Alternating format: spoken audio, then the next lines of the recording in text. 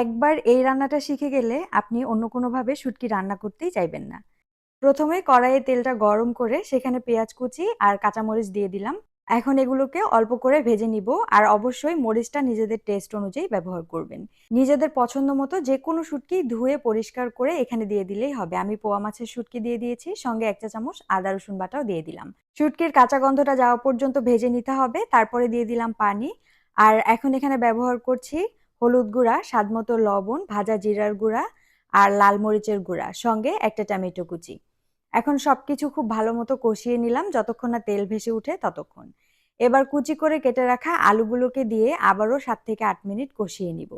যখন কষাতে কষাতে সবকিছু অনেক নরম হয়ে আসবে, তখন এখানে দিয়ে দিব পানি সেদ্ধ হওয়ার জন্য। এই পানিটুকুর মধ্যে খুব সুন্দরভাবে সেদ্ধ হয়ে যাবে আর মাখা মাখা একটু ঝোল থাকবে, ঠিক এরকম।